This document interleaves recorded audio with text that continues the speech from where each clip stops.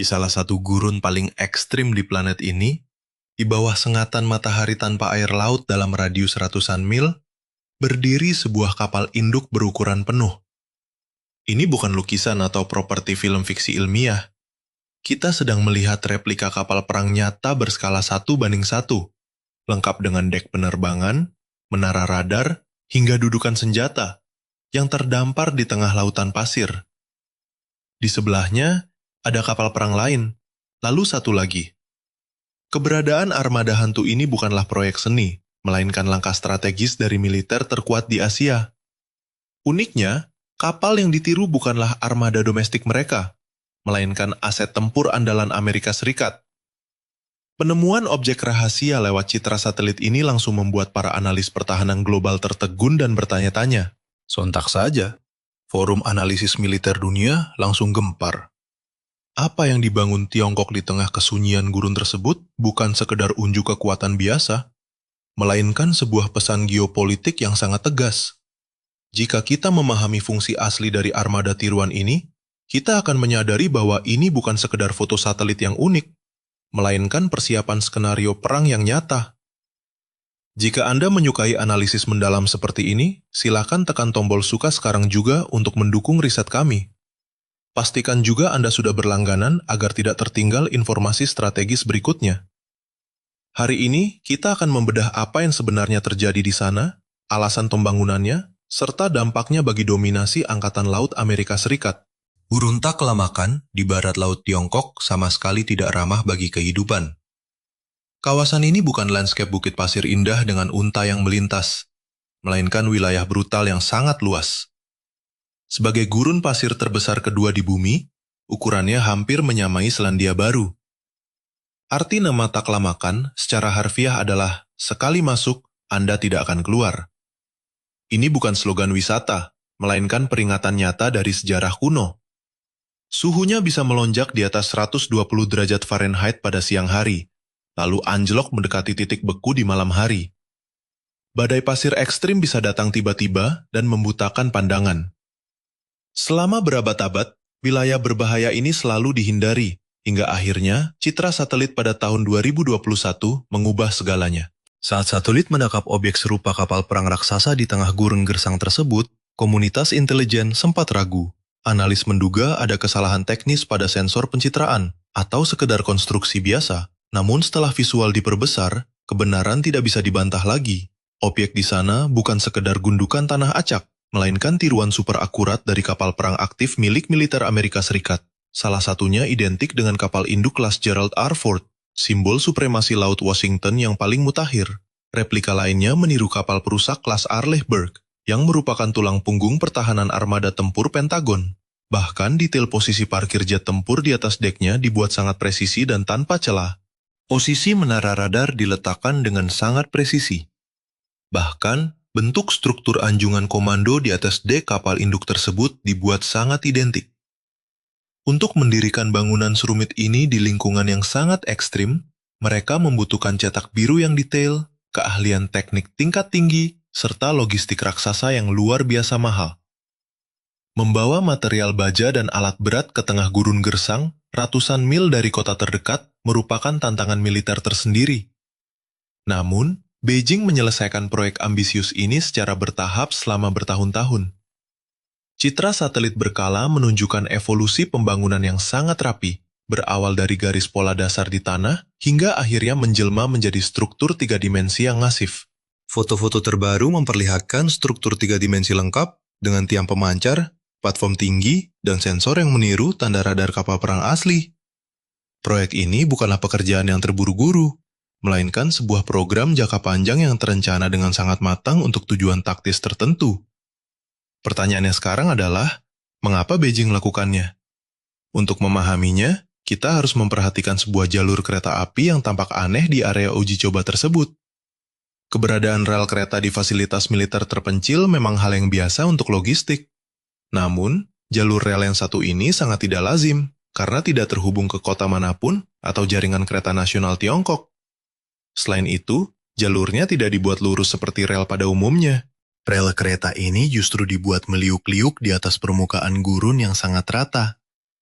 Dari atas, Polanya tampak acak dan tidak beraturan, padahal tidak ada bukit, sungai, atau rintangan alam apapun yang mengharuskan jalur tersebut berbelok. Membangun rel lurus tentu akan jauh lebih murah, cepat, dan mudah dirawat. Lantas, mengapa mereka bersusah payah merancang rel yang berkelok-kelok di tanah datar? Jika kita menelusuri ujung rel tersebut, rahasia militer ini langsung terkuak. Jalur ini berujung tepat di bawah salah satu replika kapal induk. Berbeda dengan replika statis lainnya, kapal ini dipasang di atas platform raksasa beroda yang berjalan di atas rel. Artinya, kapal tiruan ini bisa digerakkan secara dinamis. Kelokan rel itu dirancang dengan perhitungan sains yang rumit. Kapal sepanjang 900 kaki berbobot hampir 100.000 ton tidak bisa berbelok seperti mobil biasa. Kapal raksasa memiliki batasan fisik yang sangat ketat tentang seberapa tajam mereka bisa berputar di lautan luas. Para ahli teknik angkatan laut sangat memahami data pergerakan taktis ini. Mereka tahu bahwa kapal induk yang melakukan manuver darurat akan membentuk pola lengkungan yang dapat diprediksi secara matematis. Tiongkok mengambil data presisi tersebut dan menerapkannya langsung pada desain kelokan rel kereta di gurun ini. Setiap belokan mewakili radius putar asli kapal di laut, dan setiap trek lurus adalah simulasi akselerasinya. Tiongkok telah menciptakan simulasi target bergerak terbesar di dunia untuk menguji sistem rudal pembunuh kapal induk mereka. Meskipun tidak ada samudra di sana, bagi sensor pemandu rudal di langit, target bergerak ini terlihat sangat nyata. Rekayasa teknik di balik proyek ini sungguh luar biasa, karena mereka tidak hanya mendirikan bangunan fisik, tetapi merancang simulasi militer yang sangat dinamis. Setiap variabel, mulai dari berat platform, gesekan roda, kecepatan gerak, hingga momentum belokan, diperhitungkan agar sistem radar rudal mendeteksinya sebagai kapal induk asli yang sedang bermanuver menghindari maut. Tentu saja, untuk menguji simulasi secanggih ini, dibutuhkan senjata yang tidak kalah mematikan.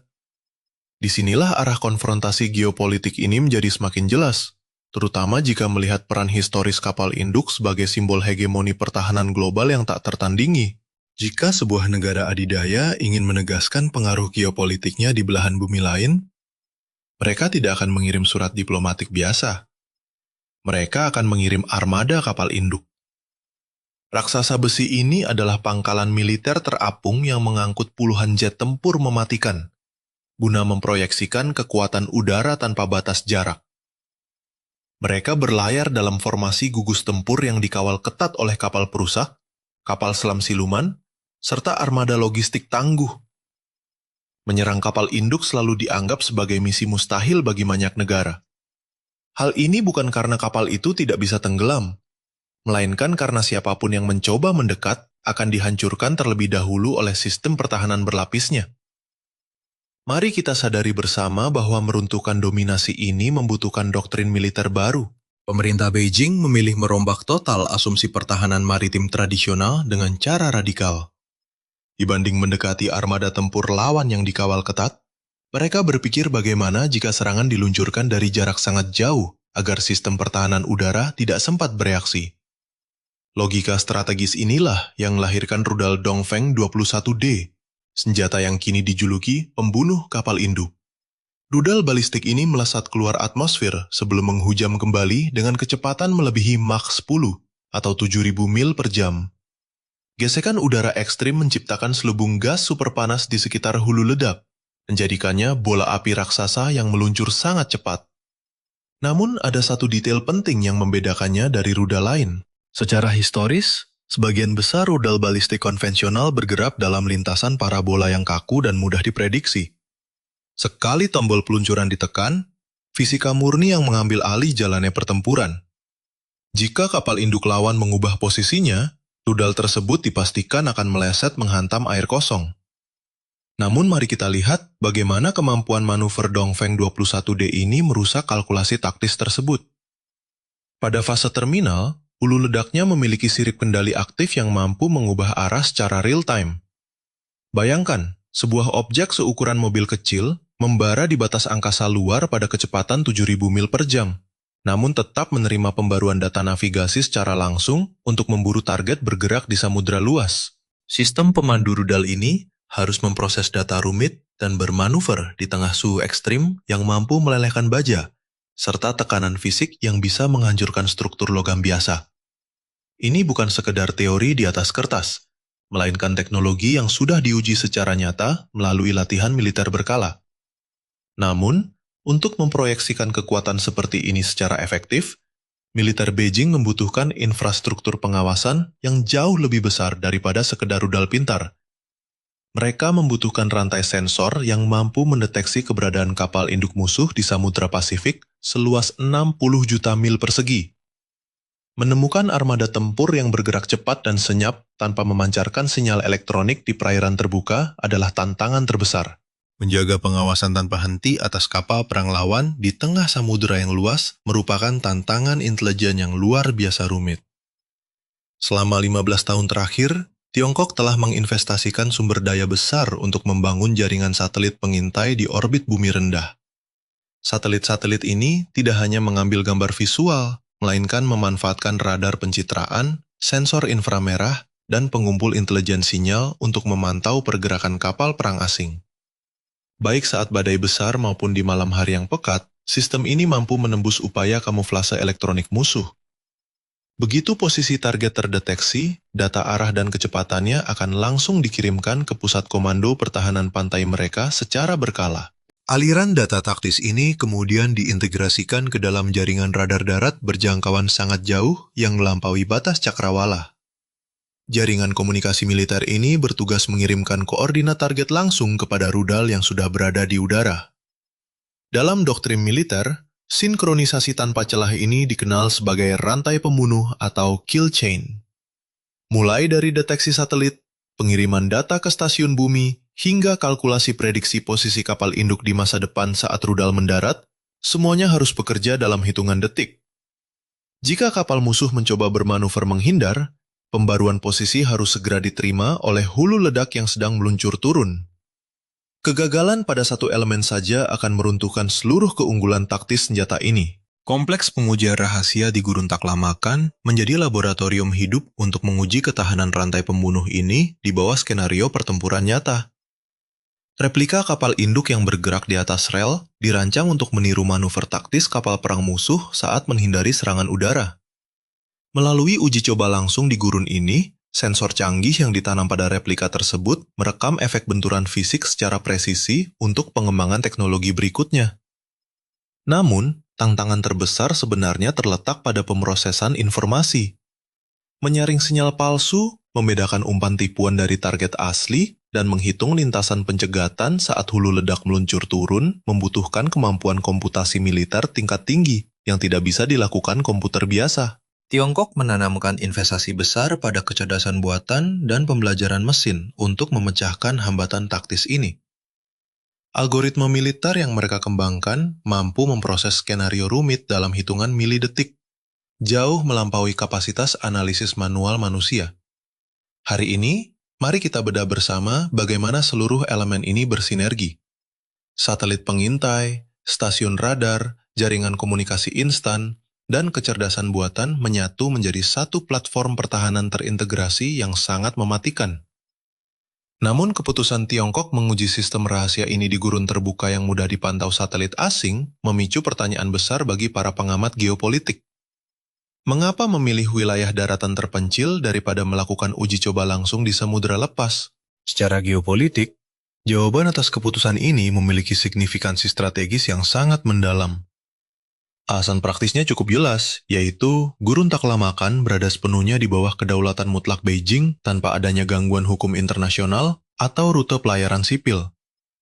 Kebebasan operasional ini memungkinkan mereka melakukan uji coba sesering mungkin tanpa risiko spionase asing secara langsung. Jika terjadi kegagalan teknis, datanya tetap aman di internal, dan jika berhasil, mereka bisa menahan informasi tersebut sebagai alat tawar politik. Namun membangun infrastruktur militer raksasa di tengah gurun dengan suhu ekstrim mencapai 120 derajat Fahrenheit adalah tantangan logistik luar biasa yang menguji daya tahan militer mereka. Memindahkan bertonton baja, beton, dan peralatan presisi tinggi untuk membangun replika kapal perang ukuran penuh di medan gurun yang kejam membutuhkan manajemen logistik skala nasional. Komitmen Beijing mempertahankan proyek ini selama bertahun-tahun membuktikan urgensi pertahanan yang sangat tinggi di tingkat kepemimpinan nasional. Namun, aspek geopolitik yang paling menarik adalah keputusan untuk tidak menyembunyikan fasilitas ini di bawah tanah atau menggunakan kamuflase militer. Mereka sengaja membangun sasaran latihan ini di dataran terbuka agar mudah dipotret oleh satelit komersial barat dari orbit bumi. Tindakan ini bukanlah kecerobohan taktis, melainkan keputusan strategis yang dirancang untuk mengirimkan pesan pencegatan yang jelas. Ketika para perencana militer global menyadari bahwa Beijing memiliki kemampuan melumpuhkan kapal induk dari jarak ribuan mil, kalkulasi kekuatan di kawasan Indo-Pasifik langsung berubah secara drastis. Kapal induk terpaksa beroperasi jauh di luar radius serangannya demi menghindari ancaman rudal darat, yang berarti armada udara mereka tidak dapat mencapai target strategis. Konsep pencegahan tanpa perang ini merupakan inti dari doktrin militer modern.